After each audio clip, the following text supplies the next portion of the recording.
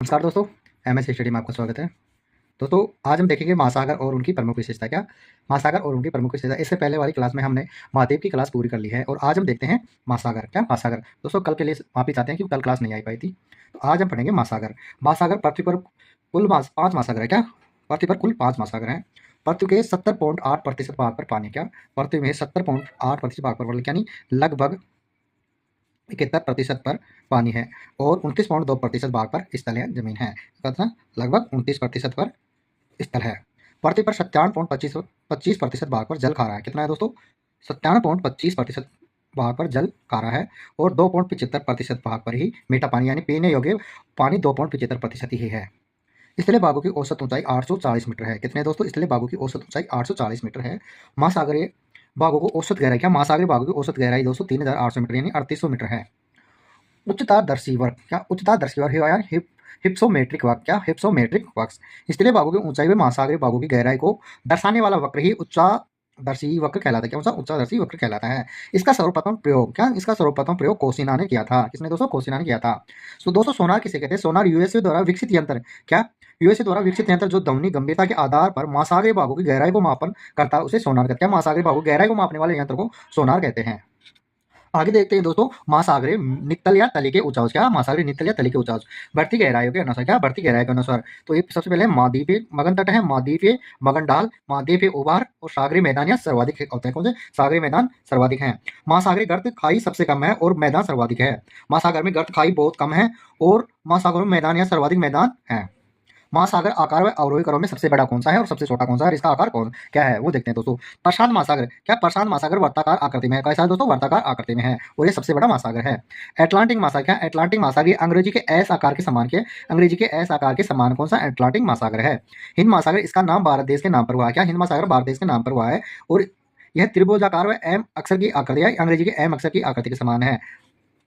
दक्षिण महासागर, क्या दक्षिणी महासागर ये अंटार्कटिका के चारों तरफ, क्या अंटार्कटिका के चारों तरफ 60 डिग्री दक्षिणी कोण दक्षिणी अक्षांशों तक फैला है। कौन सा दक्षिणी महासागर? अंटार्कटिका के चारों तरफ 60 डिग्री दक्षिणी अक्षांशों तक फैला है। आर्कटिक महासागर, क्या आर्कटिक महासागर ये उत्तरी ध्रुव के चारों तरफ फैला हुआ है। कौन सा आर्कटिक महासागर ये उत्तरी ध्रुव के चारों तरफ है। महाद्वीपीय महासागरीय मगन, क्या महाद्वीपीय महासागरीय मगन महाद्वीपों के समुद्र की ओर से डूबे अपतटीय भाग, क्या महासागरीय समुद्र की ओर से अपतटीय भाग, डूबे अपतटीय भाग या महाद्वीप के मगन डाल वाले भाग को महाद्वीपीय मगन तट कहते हैं। क्या कहते हैं? मगन तट कहते हैं। किसको? समुद्र की ओर डूबे हुए अपतटीय भाग या महाद्वीप मगन डाल वाले भाग को मगन महाद्वीपीय मगन तट कहते हैं। महाद्वीपीय मगन तट का सर्वाधिक विस्तार, क्या महाद्वीपीय मगन तट का सर्वाधिक विस्तार दोस्तों अटलांटिक महासागर में, क्या उनमें अटलांटिक महासागर में किसका? महाद्वीपीय मगन तट का सर्वाधिक विस्तार। उत्तरी साइबेरिया, क्या उत्तरी साइबेरिया आर्कटिक महासागर में सर्वाधिक चौड़ा महाद्वीपीय मगन तट पाया जाता है। कौन से में दोस्तों?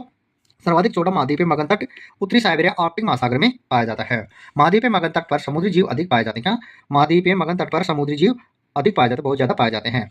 अब आगे देखते हैं दोस्तों महाद्वीपीय मगन डाल, क्या महाद्वीपीय मगन डाल ये मगन तट व महासागरीय मैदान के बीच तीव्र डाल वाले क्षेत्र को महाद्वीपीय मगन डाल कहते हैं। क्या मगन तट व महासागरीय मैदान के बीच तीव्र डाल यानी अधिक डाल वाले क्षेत्र को महाद्वीपीय मगन डाल कहते हैं। क्या महाद्वीपीय मगन डाल कहते हैं। महासागरीय नित्तल का वह क्षेत्र, क्या महासागरीय नित्तल का वह क्षेत्र जहां पनडुब्बियां रोकी जा सकती हैं। क्या दोस्तों?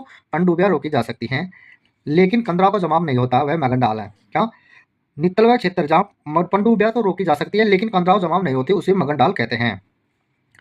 महाद्वीपों के मगन जल मगन भाग की अंतिम सीमा महाद्वीपीय मगन डाल कहलाती है। क्या महाद्वीपों के जल मगन भाग की अंतिम सीमा को महाद्वीपीय मगन डाल कहलाती है। यहाँ पर समुद्री जीवों का अभाव देखने को मिलता है। क्या मगन डाल में समुद्री जीवों का अभाव देखने को मिलता है और मगन तट में समुद्री जीवों का बहुत ज्यादा पाई जाती है। अब दोस्तों देखते हैं महाद्वीपीय मगन तट व मगन डाल में क्या क्या अंतर हो, किसका विस्तार कितना है, कौन से सागर कितना प्रतिशत है और इनकी विशेषता क्या है। अब देखते हैं दोस्तों मगन तट, क्या मगन तट और मगन डाल। प्रशांत महासागर का 5.7% है और अटलांटिक महासागर 13.3% भाग में है। हिंद महासागर 4.2% भाग में मगन तट पर है। इनकी विशेषता है संपूर्ण समुद्रों का 8.6% भाग है। कौन सा दोस्तों? संपूर्ण समुद्रों का ये मगन तट है ना 8.6% भाग में पाए जाते हैं और मगन तट की औसत गहराई है 150 से 200 मीटर तक है और इनकी चौड़ाई दोस्तों लगभग 80 किलोमीटर तक होती है और इनका ढलान है 1 डिग्री से 3 डिग्री तक होता है। किसका? मगन तट का। आगे देखते हैं दोस्तों मगन डाल, क्या मगन डाल है प्रशांत महासागर में 7% है, अटलांटिक महासागर में 12.4% और हिंद महासागर 6.5% है। इनकी विशेषताएं देखते हैं। संपूर्ण समुद्र का, क्या संपूर्ण समुद्र का मगन डाल 8.5% भाग पर पाया जाता है और मगन डाल की औसत गहराई दोस्तों 200 से 3000 मीटर तक होती है और मगन डाल का ढलान है 3 डिग्री से 5 डिग्री तक होता है। कितना दोस्तों? 3 डिग्री से 5 डिग्री तक होता है और मगन डाल का ढाल 1 डिग्री से 3 डिग्री तक होता है। आगे देखते हैं दोस्तों महासागरीय मैदान। क्या महासागरीय मैदान? महाद्वीपीय मगनडाल व महासागरीय गर्त के बीच का भाग महासागरीय मैदान कहलाता है। कौन सा दोस्तों? महाद्वीपीय मगनडाल व महासागरीय गर्त के बीच का भाग, दोनों के बीच का भाग महासागरीय मैदान कहलाता है। क्या कहलाता है? महासागरीय मैदान कहलाता है। महासागरीय नित्तल में सर्वाधिक विस्तृत भाग महासागरीय मैदान का होता है। क्या? महासागरीय नित्तल में सर्वाधिक विस्तृत भाग, सबसे ज्यादा फैला हुआ भाग महासागरीय मैदान का होता है। आगे देखते हैं दोस्तों विश्व का सबसे चौड़ा महासागरीय। क्या? विश्व का सबसे चौड़ा महासागरीय मैदान उत्तरी कनाडा में पाया जाता है। कौन सा दोस्तों? उत्तरी कनाडा में पाया जाता है विश्व का सबसे चौड़ा महासागरीय मैदान। महासागरीय मैदानों का सर्वाधिक विस्तार। क्या? महासागरीय मैदानों का सर्वाधिक विस्तार 20 डिग्री उत्तरी अक्षांश से 60 डिग्री दक्षिणी अक्षांश के बीच में देखने को मिलता है। प्रशांत महासागर में मैदानों का सर्वाधिक विस्तार देखने को मिलता है। कौन से महासागर में दोस्तों? प्रशांत महासागर में मैदानों का सर्वाधिक विस्तार देखने को मिलता है।